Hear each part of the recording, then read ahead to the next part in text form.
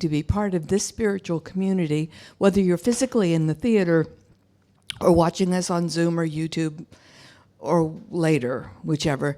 And the business about next week, the theater has told us that we can't be here because they're changing sets. And we would be in their way.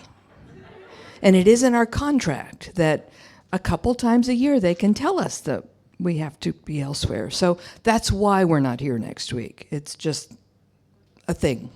So yeah, join me on Zoom next week, and the band will remember how to do that on Zoom music thing, which is one of the most remarkable things that we actually managed. Most places didn't. They gave up on live music for those years that we were all Zooming because they couldn't figure it out, and our masters did. So yay. So I've been talking all month about the importance of remembering that every single one of us is connected implicitly to this thing we call oneness. And not just like connected to it, but actually within that thing we call oneness. And so I was really happy to hear Sharon go there in her spiritual mind treatment, and then the song that Beryl sang him, and it's like, there's only one of us here. And each one of us is some kind of expression of our peace. And so you remember last week, I think it was, I talked about Indra's net. And I talked about the fact that there's this, in the Hindu teaching, there's this continuous net that goes from infinity to infinity in all directions. And every place the threads cross in this net, a jewel hangs down. But it's not just any jewel. It's a faceted jewel. And that faceted jewel reflects light from every other faceted jewel. So every single one of us is a faceted jewel in this net, and every single one of us reflects the light from everybody we come in contact and is reflected. So there's this continuity of connection between all beings, even the ones we don't like. And there's nothing we can do about that, except choose how we wish to be reflective. So a stray quote from Brene Brown's Atlas of the Heart that doesn't really go in my talk, but I really liked it. So here it is. Spirituality is the deeply held belief that we are inextricably connected to each other by something greater than ourselves. You can see why I wanted to put it in there, right? Because it's like, this is not something I'm making up. This is a basic premise that's part of the capital T truth. And it's one we pretend to forget. But it's still there, whether we consciously acknowledge it or not. And then a piece of a poem by a woman whose name I have forgotten, but she goes by SRW Poetry. And this one is called The Butterfly Effect. You need to stay, and you need to stay loudly. You're afraid of making bad choices, but the truth is this: the tiniest actions will influence the course of the rest of your life, and you can't control it. So many factors play a part in you being here today: a delayed train, an extra cup of tea, the number of seconds your parents took to cross the street. This is chaos theory. Sensitivity, mathematics, you are here. And every choice you have ever made has led you to right now, reading or hearing this. While you exist, every movement and moment matters. Those bad choices led you to the best days of your life, if you were to play it all in rewind. Change will come, even if you're standing still. Butterflies keep flapping their wings and causing hurricanes. So make your choices and make them loud. Trust your gut, trust energy, and if you ceased to exist, the universe would notice. The mess it would make, the hearts that would break. So just stay. Stay for bad choices. Stay for great ones. Stay. Cause a few hurricanes. And we do that whether we do it on purpose or not. We interact with each other and we cause nice hurricanes or ugly hurricanes by our very being. So I have a story. Actually, I have a couple stories. But I have a story that will be familiar to some of you, and some of you will have known about it forever, and some of you won't, because it happened 21 years ago. You remember the terrorist attacks of 9/11, 2001, right? It seems like forever, and seems like yesterday. And before I lose you completely into going, oh my God, that's so horrible, I want to remind you about something magnificent that happened that day. Wherever you were 20 years ago, whether you were existing or not, when that event happened, there were a lot of people in the air in airplanes. And those pilots got a message over their radio. It says, excuse me, you need to land as soon as you can. And the pilots are going, what? Okay, what can we do? And there's this little bitty airport in Newfoundland, Canada called Gander. Little bitty. Used to be a refueling stop when planes didn't have long capacity and they'd have to stop and refuel to get places. Well, Gander, because of their history, had been planning. They had always been prepared for whatever. So when 38 planes had to land, 38 jumbo jets and 4 military transports had to land at this little bitty nothing town. And these people, what's going on in my world? Change is happening. These people had to deal with the world that was radically upside down. And the town said, come in. However long you need to stay, it's cool. We'll manage. And they did. So this little bitty town doubled their capacity. People stayed in schools, people went home with other people. Because we can do that. We have that ability in us to adapt and adjust and change our point of view to make room for other people, to allow them to be in our lives and to experience that wholeness, that oneness that is us when we remember. I didn't expect to cry, but whatever, it happens, right? And some of these people, they were there for a week. And this town made room. And each one of us has the capacity within ourselves to adapt and make room to allow people that are different from us, people that are unexpected, people that actually bring us gifts and we don't even know. And we have to be willing to let them in. And so another story about Gander that I didn't know until yesterday. I knew the other story, but this one I didn't know.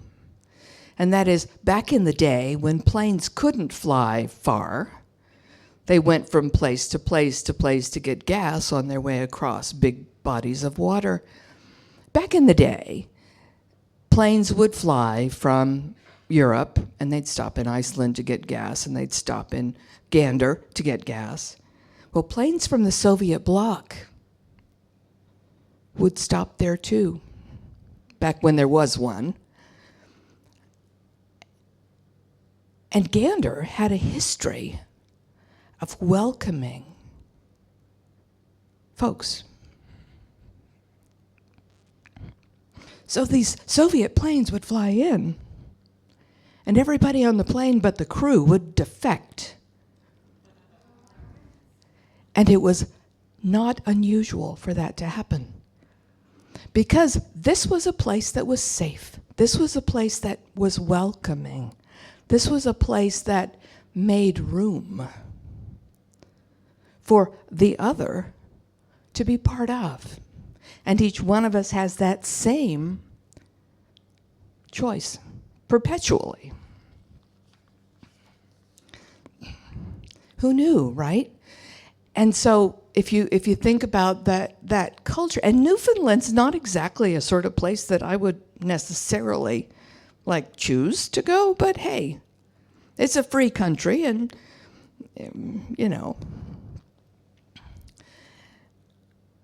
and they made space. And they made space to accommodate these different facets of the jewel that presented themselves. And each one of us has that opportunity to make space. A different story. A long time ago, I went to a week-long Tai Chi workshop in Fiji. It was very cool. And one of the things that they did, the first night we were there, was they had a welcoming ceremony. And it was partly, what they did for tourists. But I had a suspicion that there was something more going on. And it was music, and it was drums, and it was a ceremony of where they had grody stuff in a coconut thing and you drank it. And that was part of it, because once you participated in that, you belonged. And there were a couple of natives that were the security guards for this little bitty resort that I was in. And we'd sit out on a picnic table at night and talk and just hang out. And so I asked him after we'd talked for a couple of nights, I said, so what was that welcoming ceremony? Because it was more than just a touristy thing. And they said, well, yeah, actually it was. Most people don't pay attention that much. But it was. And so we have in our tradition, if we share, you're part of us. Okay, that's cool. And I said, but and you're part of us forever. I said, well, doesn't it get crowded? And they said, well, actually, there's another ceremony. Oh, and part of us means we look after you, and we call in your protection and your pleasure and your enjoyment, so that when you're here with us, you belong and you're safe and you have a place. But there's this other ceremony we do after you go home. We cut you loose, because we can't handle that many people all at once. And so we do that too, where we have people we allow in for the duration, whatever that means. And then it's like, okay, love you, see you, bye. And we let them go. And there's nothing wrong with that. And it's lovely when we do it on purpose. And actually, if I think about it, my Virginia relatives do the same thing. So great, you're coming. How long can you stay? It's like, but you have to go already. Okay, I'll let you go. When are you coming back? And the folks in Fiji said the same thing. When are you coming back? And please tell your friends how nice we are. And at first, I thought that was just, tourist, transactional stuff. But it's like, actually, no, they meant it. We want you here because you add value to us.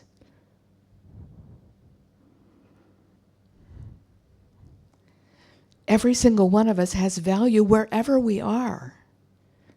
And every single one of us who isn't here also has value when we choose to participate.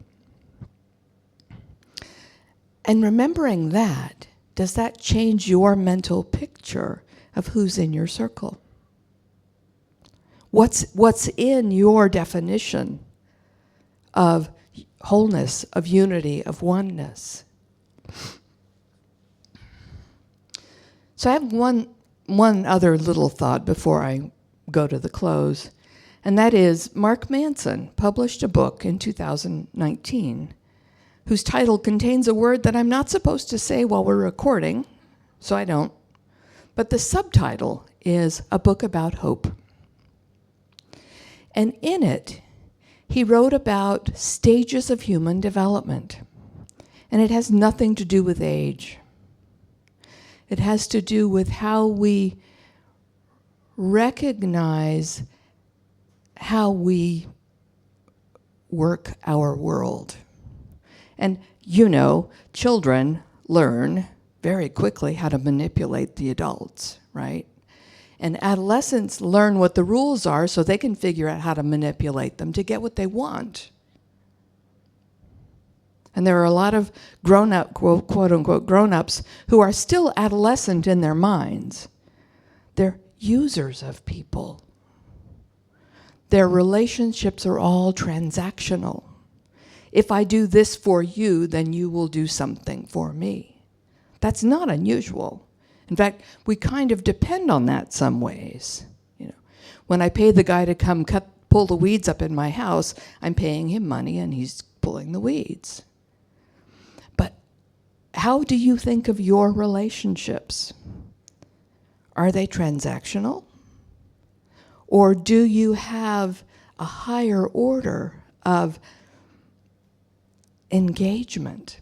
Do you live from your values, from your principles, from your intentions?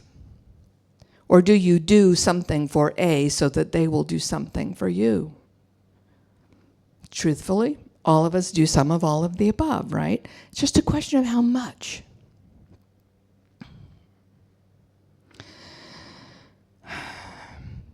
And it gets gnarly when you start talking about relationships. Because an adolescent, if you remember, will get cozy because they want something. How many of us do that? How many of us have conditional friendships? How many of us manage to remember that we have the capacity within us to have unconditional friendships, unconditional relationships, where we're not being nice to someone because we will get something in return? And the act of being unconditional with our relationships, with our friendships, with our loved ones, whatever that means to us, is tough because getting back love isn't guaranteed. Getting back care, support, attention isn't guaranteed. It's wonderful when it happens. And that's why a lot of people have pets, right? Because that's one relationship you don't have to wonder about. Because they will love you regardless of how long you left them, mostly. And so how do we decide, and is it conscious, how we decide, how we choose to be in the world and how we choose to interact with the people that we run across, Are you going to be a transactional relationship for me, or is it going to be more than that? And in this space of remembering there's only one of us, there is this continuity of life that goes on whether we notice it or not. We have that choice of deciding how we're gonna be, regardless of who it is that we're engaging with. So I'll leave you with that thought to ponder, because it is a constant choice. It's a constant way of, and we're doing it anyway, but it's a constant way of deciding whether we will be true to our nature, that divine nature that lives in and as us, or if we'll be transactional. It's a choice. So I want to close with a piece you've heard before. It's called The Paradoxical Commandments by Kent Keith. People are illogical, unreasonable, and self-centered. Love them anyway. If you do good, people will accuse you of selfish, ulterior motives. Do good anyway. If you're successful, you will win false friends and true enemies. Succeed anyway. The good you do today will be forgotten tomorrow. Do good anyway. Honesty and frankness will make you vulnerable. Be honest and frank anyway. The biggest men and women with the biggest ideas can be shot down by the smallest men and women with the smallest minds. Think big anyway. People favor underdogs, but follow top dogs. Fight for a few underdogs anyway. What you spend years building may be destroyed overnight. Build anyway. People really need help, but may attack you if you help them. Help people anyway. Give the world the best you have, and you'll be kicked in the teeth. Give the world the best you have anyway. And then a little piece from Richard Rohr. The true purpose of mature religion is to lead you to ever new experiences of your true self. If religion does not do this, it is junk religion. Every sacrament, every Bible story, every church service, every sermon, every hymn, every bit of priesthood ministry or liturgy is for one purpose: to allow you to express your true self, who you are in God and who God is in you, and to live a generous life from that infinite source. We get to decide moment by moment by moment how we will live. We can be adults of God, acting with intention and purpose, or we can act like children or adolescents, expecting someone else to be responsible for us. I don't recommend it. And we all do it, right? We get to remember that there's only one divine essence that includes every single being. All the facets, all the colors, all the expressions of the one. And we get to decide how to be in that, with that, and live from that space. So be conscious of your way of being in the world. Pay attention to those interactions one by one. Do that. Bless yourself and bless us all. Thank you.